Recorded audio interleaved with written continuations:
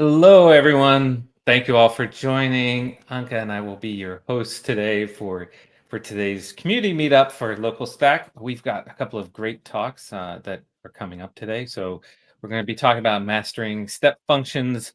We've got Marco will be sharing that step functions are really powerful. If you haven't used them, I think you should. So like Marco will give you everything you need to know about step functions, as well as our new Chaos API.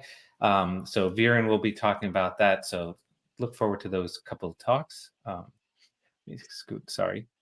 All right, so that's I kind of gave away the agenda, right? Like, okay, this is the intro and welcome. You're here. We're introing and welcoming you right now. Then we've got Hi and mastering step welcome. functions. And then we'll do some Q&A. Anka will be leading the Q&A. I'll be doing this intro. Anka will lead Q&A for both the talks. We're kind of splitting up the duties today. Then we'll have the simulating outages with their Chaos API, as well as Q&A for that. So be sure to get your questions in.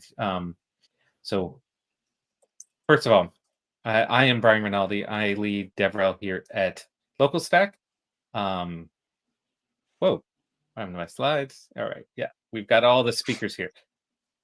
So I'm Brian Rinaldi. I lead developer relations here at LocalStack. Anka, you want to introduce yourself real quick? Hi, I'm Anka. I'm a developer advocate at LocalStack. It is currently 7 a.m. in San Francisco, so let's try to keep a happy face. Yeah, I would have had a big cup of coffee with me right now. Oh, I'm having it here. No worries. We've also got Marco and Viren who are speaking as well today. So Marco, you want to introduce yourself real quick? Yes. Hi, everyone. I'm Marco. I'm a software engineer here at LocalStack. And Viren. Hello, everyone. I'm Viren. I'm a software engineer at LocalStack. And yes, I'm based out of India. Yeah, so we're basically covering all the time zones here because Marco, you are in, where are you based? Zurich, Switzerland. Yeah. Switzerland. Okay, so we've got all the continents basically almost covered. Okay, sounds great. All right, so with that, actually, we'd love for you to join in the Q&A. You can do that at slido.com. Just go to slido.com, enter in that code that you see there, and you'll be able to ask Q&A about any of the talks coming up. So please, go ahead and use that and participate. The fun of doing these things live is actually being able to ask questions directly to the speakers. So please take advantage of it. So with that, I'll go ahead and introduce Marco, who will be talking about mastering step functions with LocalStack. Hello. Thanks for the intro and welcome. Today I'll be presenting LocalStack's native implementation of AWS step functions. We'll take a quick look at the supported API actions, the key language features, and how they mirror AWS itself, and how you can use them for local development of AWS step functions. And after that, I'll walk you through a brief demo to showcase our provider in action. So let's get started and talk about some reasons why you should use LocalStack step functions to develop your step functions locally. The first one is the high parity that we offer with AWS step functions itself. We support a full feature set with all the core AWS step functions feature, offering a high level of parity with AWS step functions. Like I said, we support realistic simulations, so we behave like AWS, and which enables developers to fully test and debug their workflow locally. The second one is that we have a comprehensive ASL language feature support.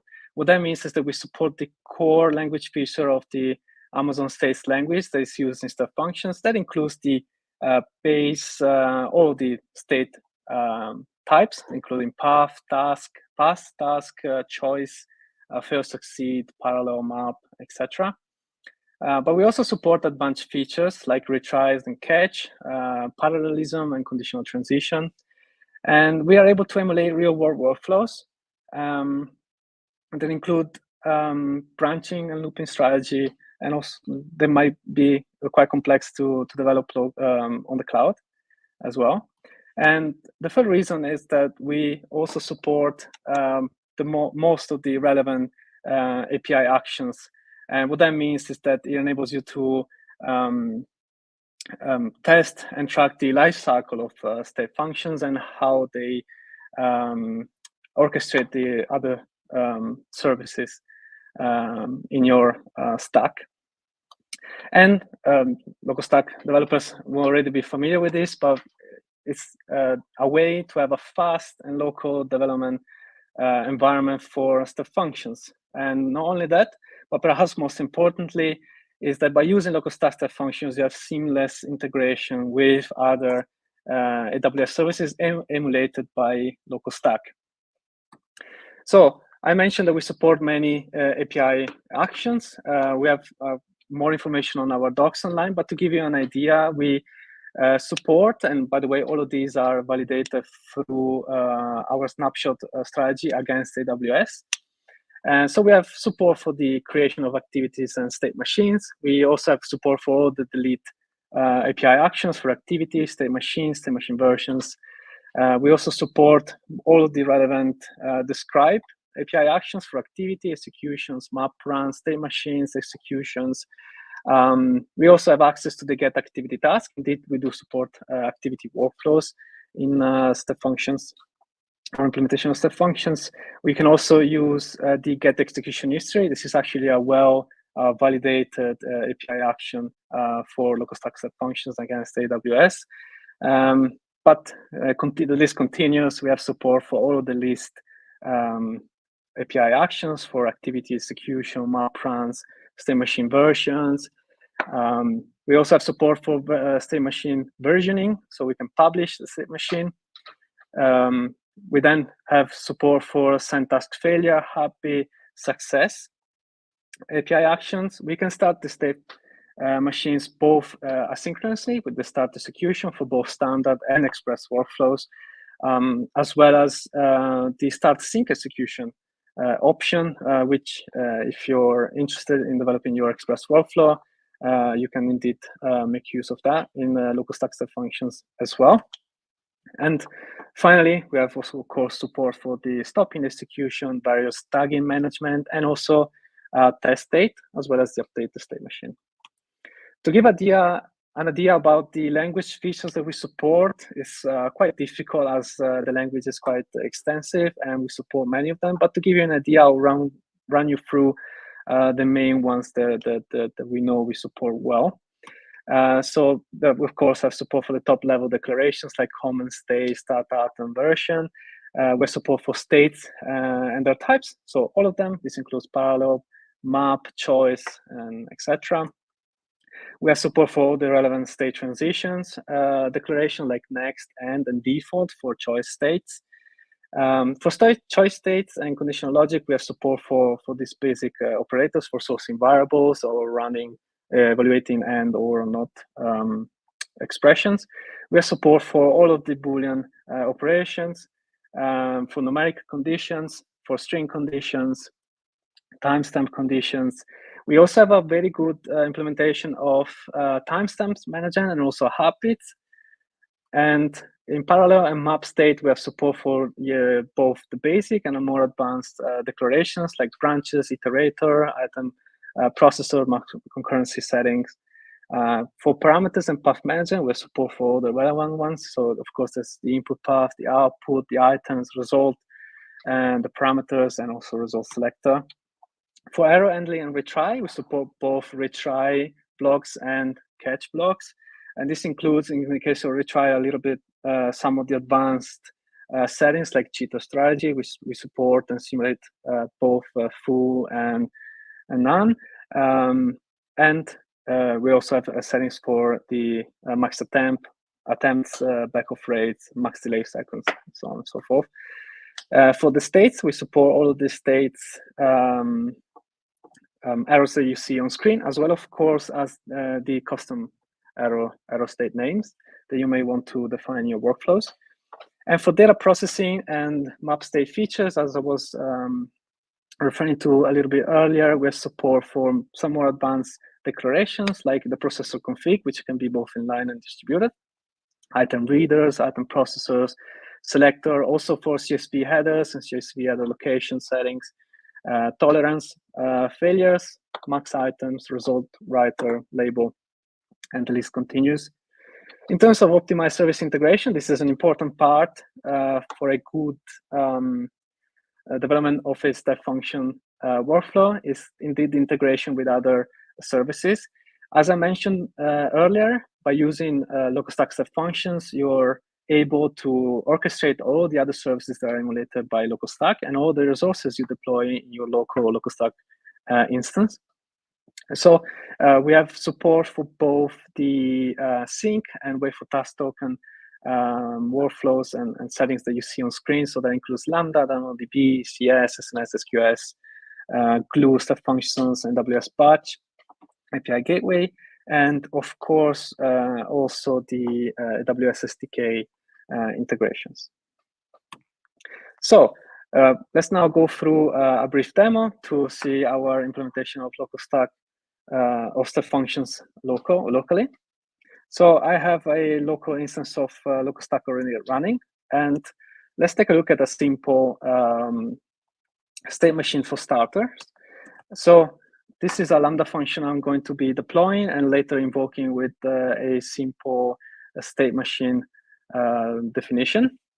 The Lambda function is fairly similar. The idea is that we will moderate posts if we and we will do so by seeing if we can detect some illegal inappropriate keywords. To note, and will become relevant a little bit later, is that the Lambda function assumes that we will have a content field available there. And the output of the Lambda functions, as you can see, is of this structure. We have an approved flag, which is turned to false if a keyword is detected in the content field, and a message to explain what happened. The state machine that we're going to be deploying now is the following. It includes a couple of states. It starts off by sending a request or orchestrating the Lambda function we just saw that we are going to be deploying with this name, function name.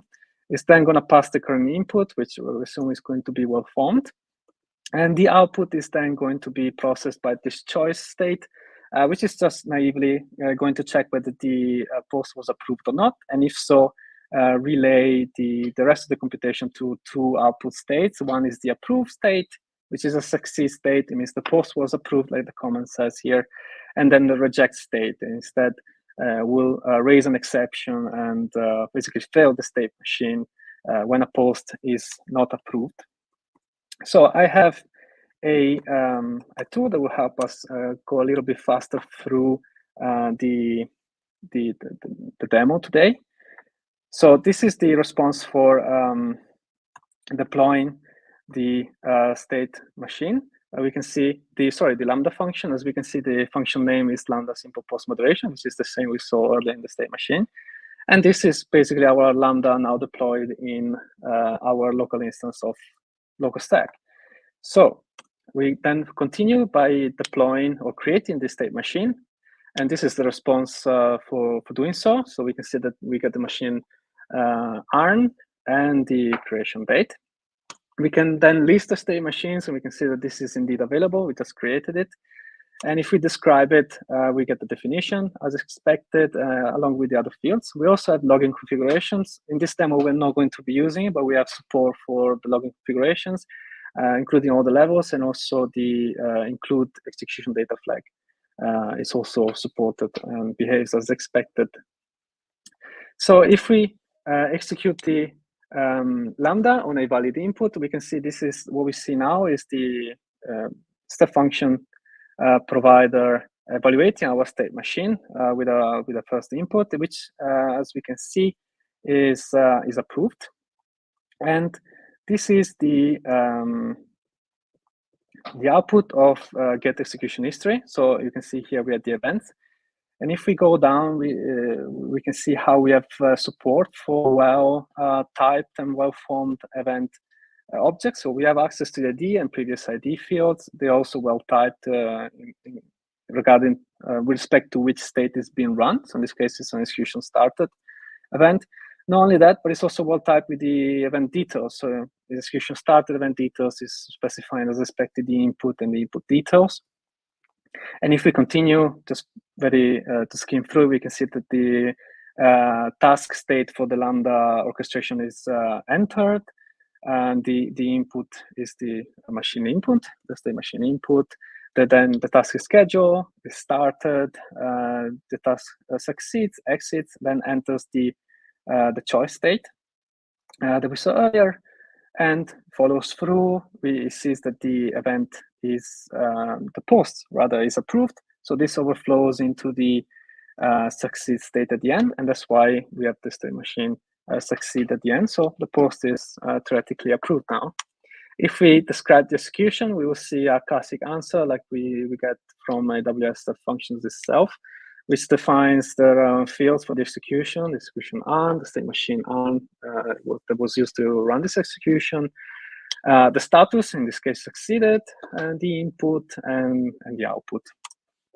If we run it on an approved state, we can see that the choice state correctly sees the output, and the last event that we have in this execution history is indeed the execution failed. Not any execution failed though, is the fail state that we define at the end, which raises an error of type moderation failed, and with a cause that says that the post was rejected due to inappropriate content. I just added a spam keyword in our message, in our post. If we run this, however, on a not well-formed post, so we will now pass a post that does not define a content field, then our Lambda function will fail. And the failure is then delegated to step functions to handle. Because we have no specific workflows for handling failures in Lambda orchestration, we can see that LocalStack step functions behaves like AWS would, and reports there was an error of type exception, and the cause reports a stack trace of the Lambda Python Lambda function that failed with a key error. As I said, we're not passing an unexpected field that the Lambda wants to see there. And if I describe the execution, I get very much a summary that resembles AWS step functions. So let's address this handling of exceptions in of our Lambda function, and we will do this in step functions to display how we support retries and catch blocks. So this is a retry block I added to the previous state machine within the state that orchestrates the Lambda function that runs the moderation logic. We see we have a retry. I also set a couple of settings for the jitter strategy, the backoff rate, and the interval of seconds, as well as a few others. And then in the catch, I'm catching any states all errors. And if one is detected, we overflow into this cannot moderate state, which we can see here is just a pretty print, let's say, of the incident that occurred, which basically fails the state machine saying that you cannot moderate this post and the post content cannot be moderated. So it's a special scenario compared to approve and reject. So like before, I have a demo, a util that I can use. So it's here. We're gonna run it like this. So we create the new state machine, which is called simple post moderation catch. If we list, we can see the previous state machine as well as the one we just deployed now. And my LocalStack instance was not restarted. In fact, I will keep it running until the end of the demo. So we can see this list growing and the deploy stack also grow. If I describe the state machine I just deployed, we can see that it's indeed the one we just created. It's a little bit hard to read in this JSON format, but it's indeed what you would expect to see from AWS step functions as well.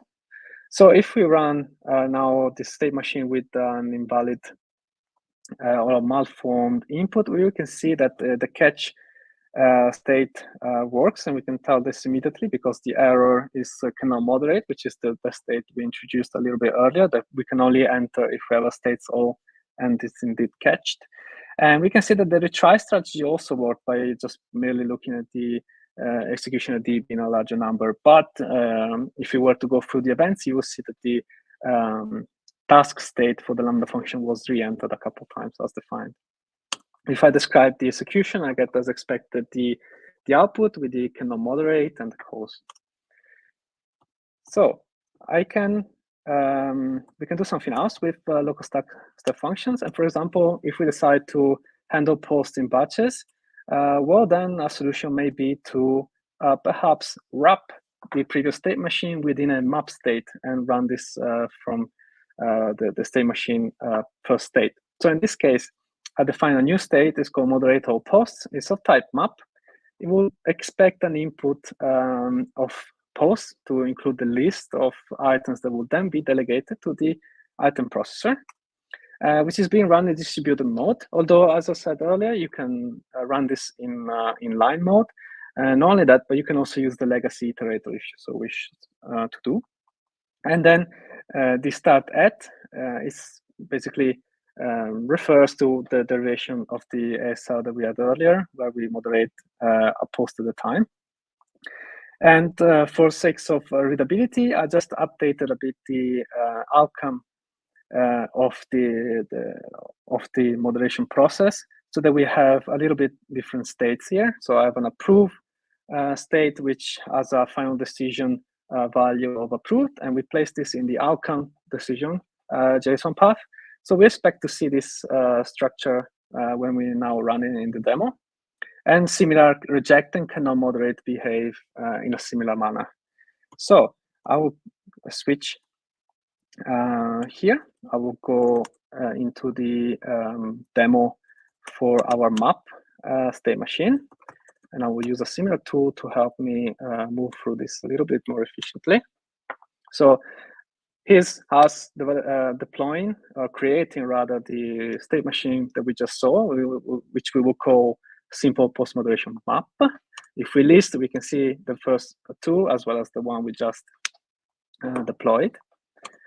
If we describe, this is a little bit longer derivation, but the response, we can indeed describe the state machine. And if we execute it on a batch of items, we can see that the execution succeeds.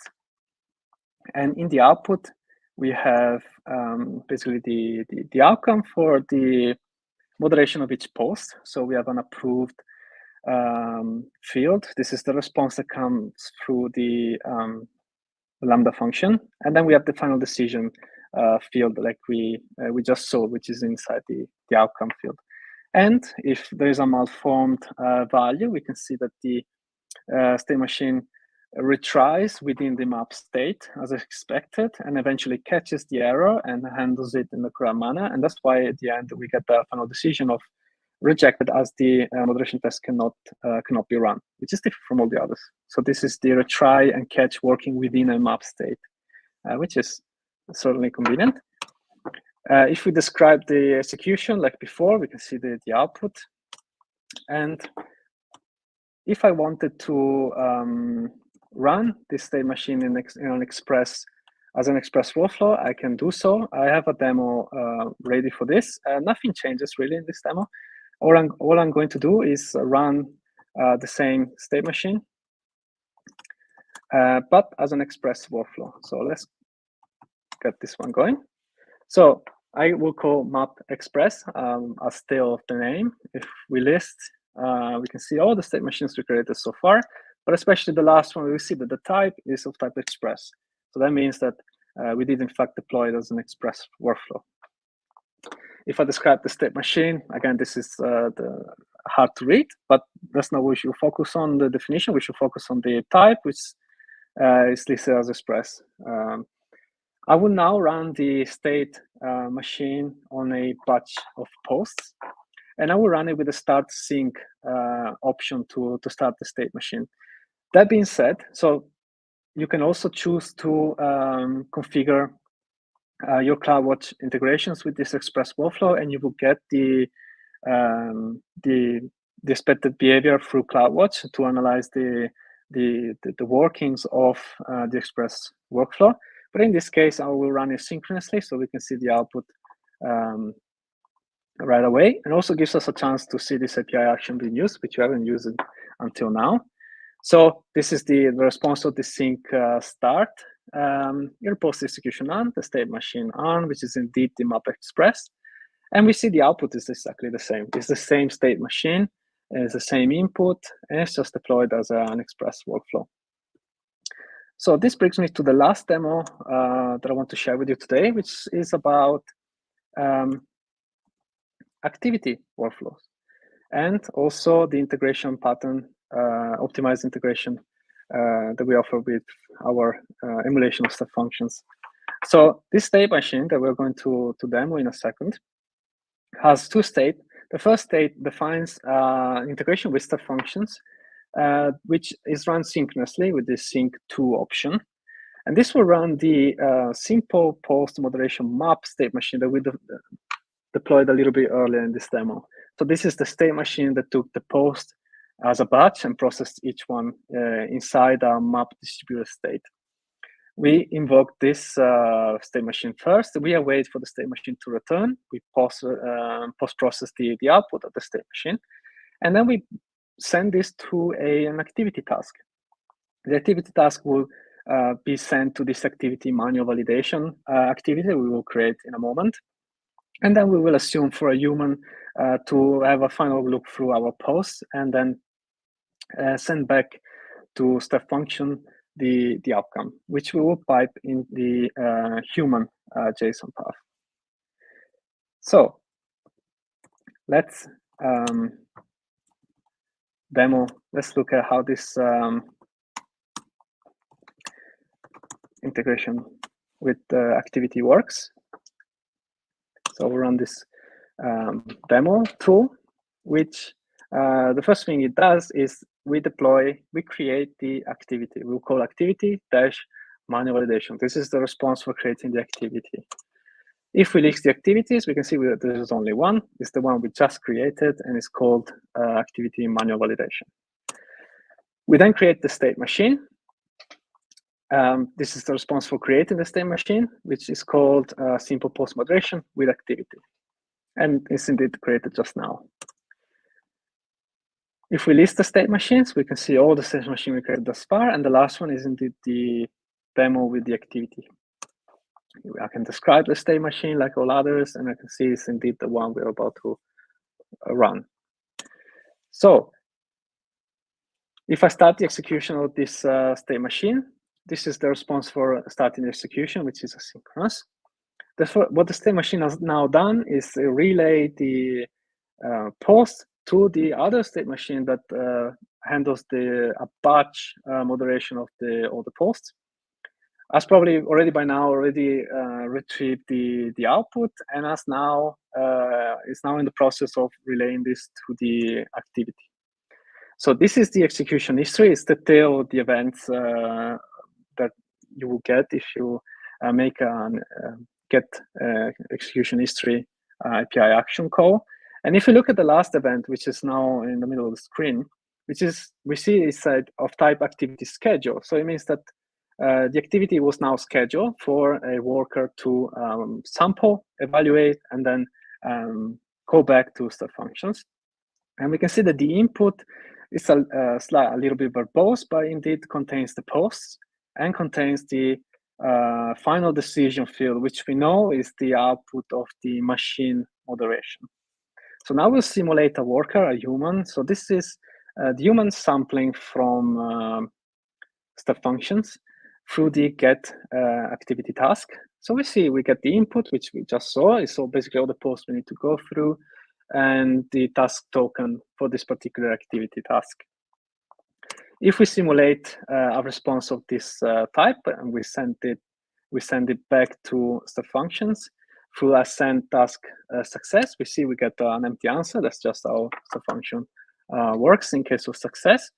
And if we list the execution event for this state machine that is running the moderation with the machine and with the human, we can see that the final state here in the execution history is of type execution succeeded. The execution succeeded event details include both the machine generation of the machine moderation of the post with the final decision approved, we can see here, but coincidentally, we also see the integration with the activity workflow, which we just sent back through the integration with activity.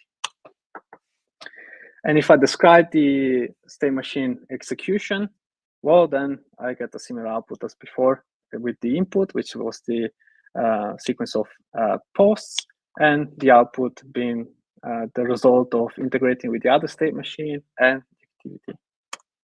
So this brings me to the end of today's talk and demo, and I'll be very happy to address any questions you might have. Thank you very much for following.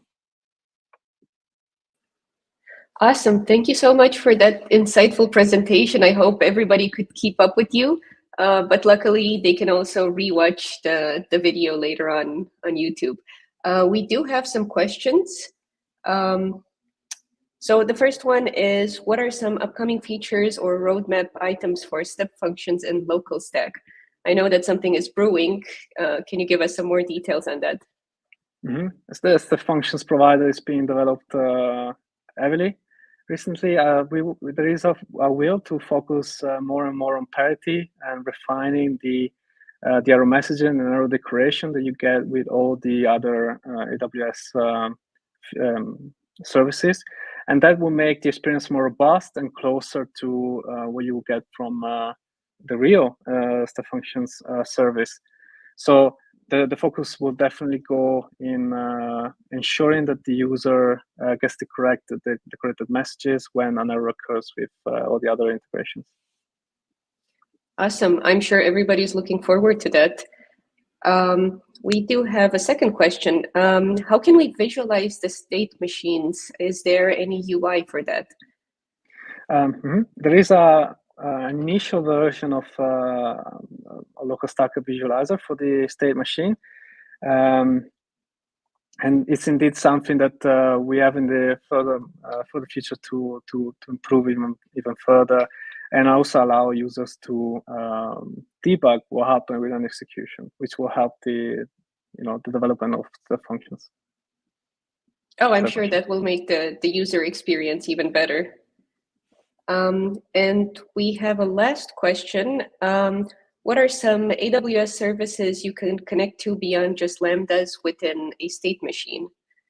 I think there was a slide on that. Indeed, we have on our docs page, we do a better job of summarizing this information. In fact, we do so in a similar manner as AWS reports this.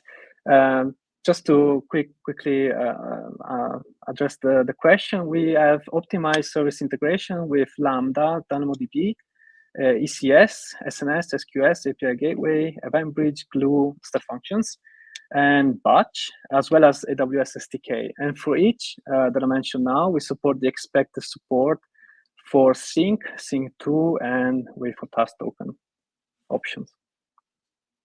Sorry. Awesome. That was very informative.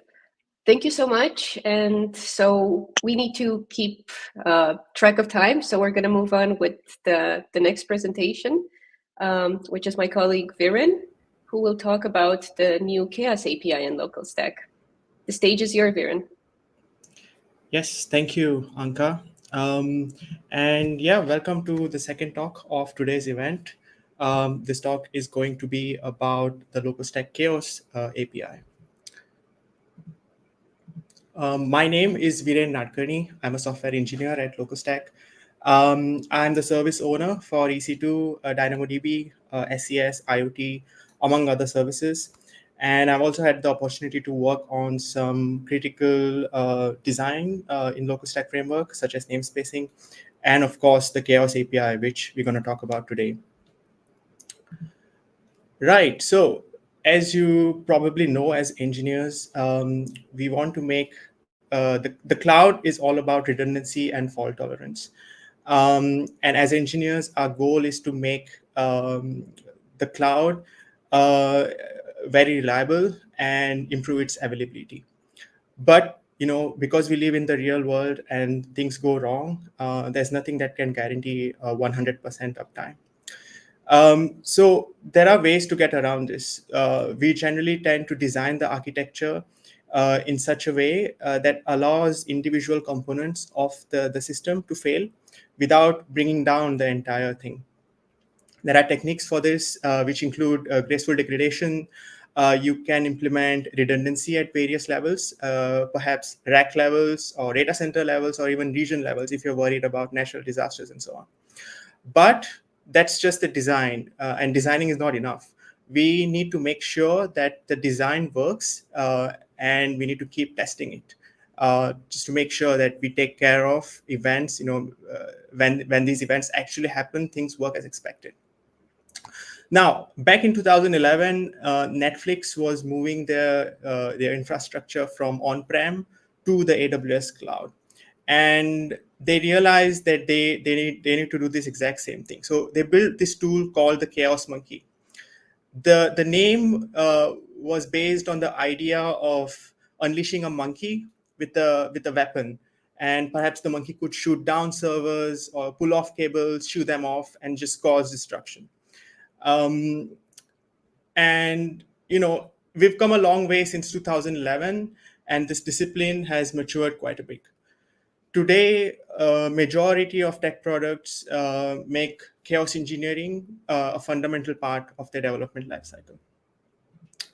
And at LocalStack, we want to make it possible for you to integrate chaos engineering in your workflows. As you probably know, with LocalStack, you can emulate a variety of AWS services, and you can deploy your code and make sure that the tests are done properly. So in this year, July of this year, we introduced the Chaos API with version 3.6. And the idea with the Chaos API that we have implemented is twofold. So the first part is its ability to create faults within the API. You can configure the Chaos API in such a way that faults can be triggered in any service for any operation or any region of AWS that you're using.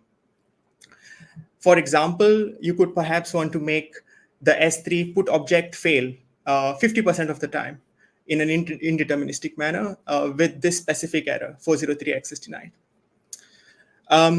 So we have tried to make it powerful enough that you can control the error type and, of course, the error probability if you wish to introduce a degree of uncertainty.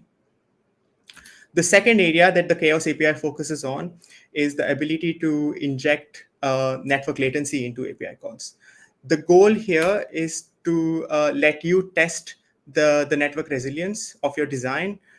Perhaps you want to make sure that the retry mechanisms work properly. An example of this could be to cause SQS to respond with a delay of 1,000 milliseconds or 1 second. Now, in order to use Chaos API, you need to be on LocalStack 3.6 and above, because that's when we introduced this feature.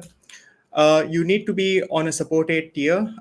We have Chaos API available on the enterprise tier, but you could also reach out to our support team and ask them to create a custom plan for you.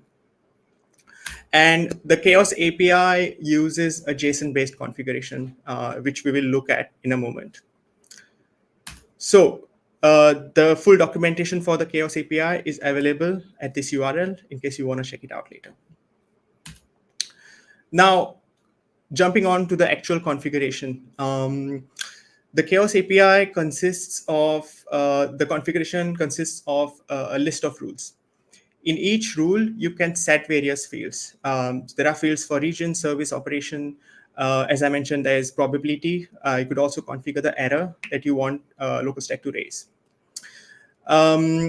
And these rules are evaluated sequentially. As soon as there is a match for the incoming request, the fault is created. I will demo you how it works in a moment. The configuration is to be deployed at this endpoint. There's the usual HTTP methods. HTTP get retrieves the current configuration, post adds a new configuration, and patch and delete are used to manipulate individual rules. Right, so let's just take a look at some example configurations. In 2021, December, AWS experienced a massive outage in the US East 1 region. You could simulate this with Chaos API in LocalStack by having a configuration like this. You simply specify the region as US East 1, and you post it to this endpoint. And that would instantly create the outage for this entire region. Yet another example is this case I mentioned earlier. If you want to make S3 put object fail half the time with this error, you specify the service as S3, operation as put object, specify the probability, and specify the error, the HTTP status code that you want LocalStack to raise, and the error message that you need to be returned. With that cleared, here's what we will try out today. We will take a brief look at a very simple microservice architecture, which consists of API gateway, some lambdas, and a DynamoDB table. Then we will try to inject faults. Specifically, we will try to bring down the DynamoDB instance, and then study how the system behaves and see whether the architecture is resilient enough. And if required, we will tweak the architecture and we'll see how we can improve the resiliency of the system. The source code for this entire exercise is available at this URL. You can try it out later. Right, so this is the diagram for the system that we'll be working with. We have an API gateway, which defines two endpoints for get and post. Each of the endpoints are hooked onto a lambda. There's a lambda to retrieve a product. The product is just an abstraction that we are working with today. And there's a post call, which is hooked onto another lambda to add a product. And both of these lambdas try to access the DynamoDB database, the product DB. So let's just jump onto the demo. I have a LocalStack instance running here in another session. Let's try to make a call to the API gateway endpoint to create this one product. So this product is simply called gadget. There are some fields that we are setting, some price field, a description field, and we're going to execute this.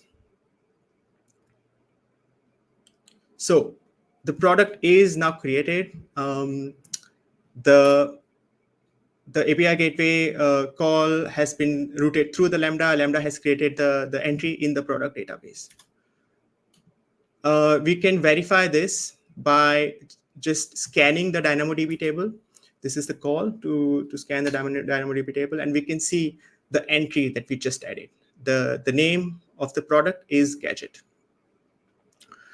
Okay, so let's create the outage that we want to do. Here is the configuration for the Chaos API. We want the service to be DynamoDB. The outage should have 100% probability. And we want to raise this custom error called 500 data center not found. So I will issue this HTTP call now. And with this, the database is down. It can no longer be accessible.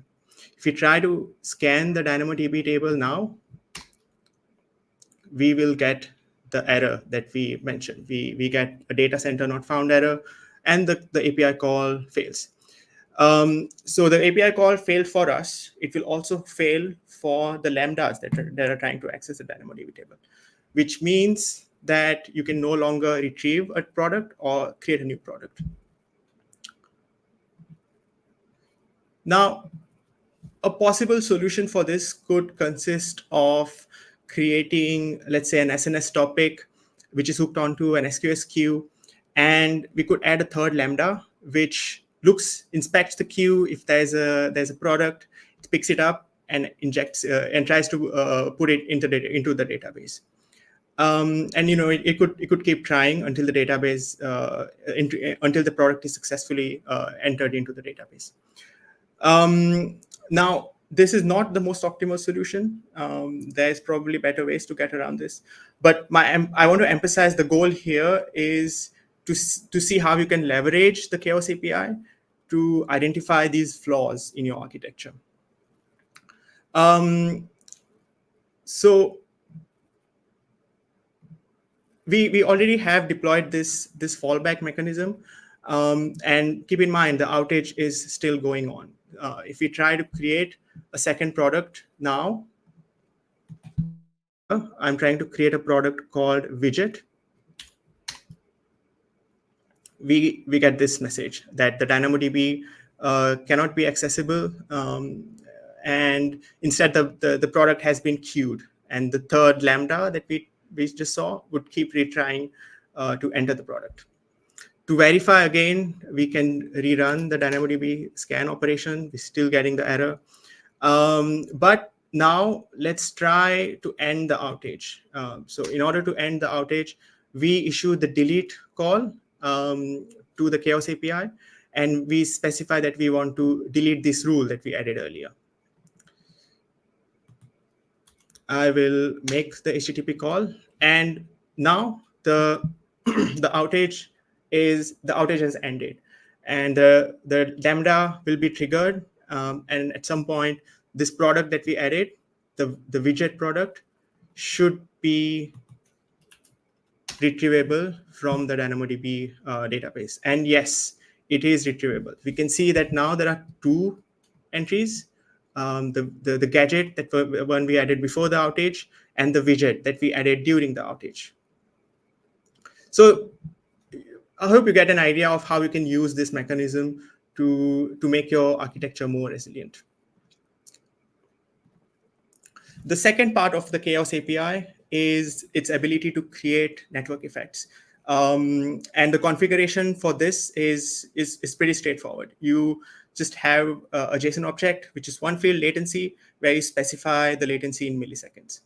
The endpoint is this, and it's HTTP GET to get the current configuration and POST request to add a new configuration. Let's briefly take a look at how this works. So the AWS STS get caller identity call is used to retrieve information about the person, the account which is making the call. And you can see that I get a response instantly. In this case, it's some example placeholder credentials. Let's try injecting a latency here. So in order to inject a latency of 5 seconds, this is how the configuration looks like. I will make the HTTP call. And if I try to run the STS get caller identity call this time, it will make me wait at least 5 seconds. It with the time command here so that I can accurately measure how long it's taking me. And yes, it's taking me 5-point-something seconds. So this specific feature, like I mentioned before, you can use it to test how resilient your retry mechanisms are. Perhaps you want to see how the throttling strategy works, and yeah, sort out your network resilience with the system.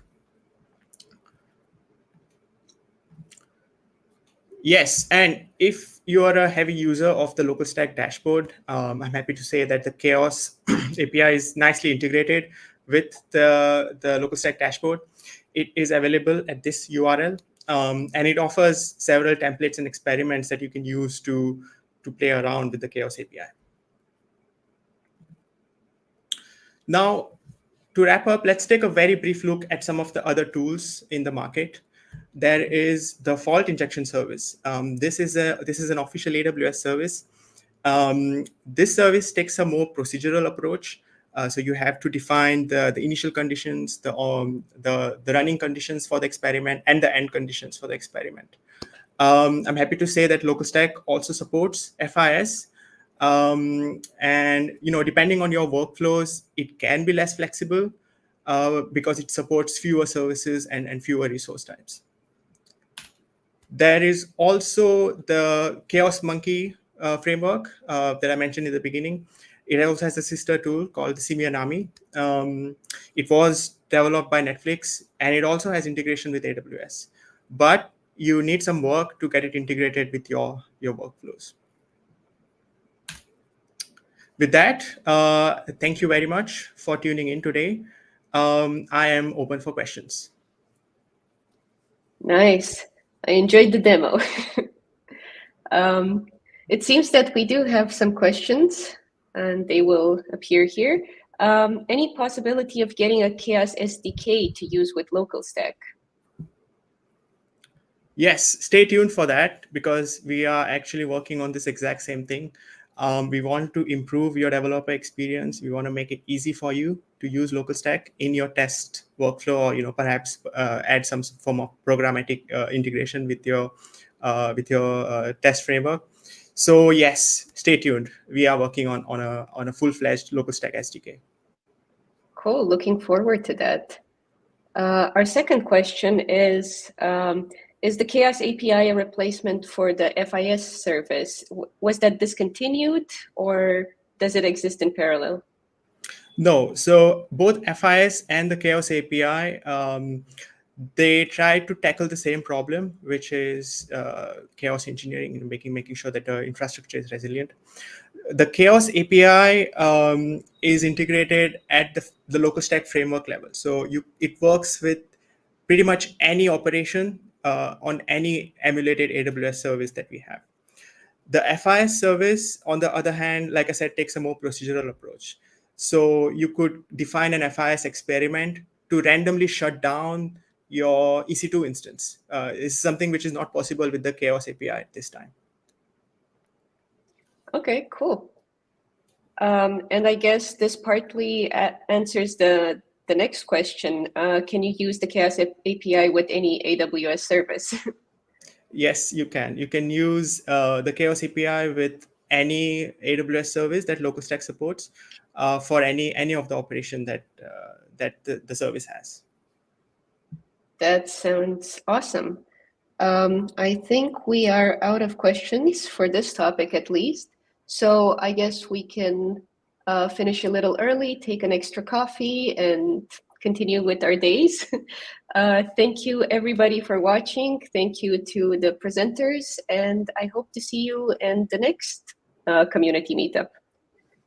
Have a good rest of the day. Thank you. Bye. Bye-bye.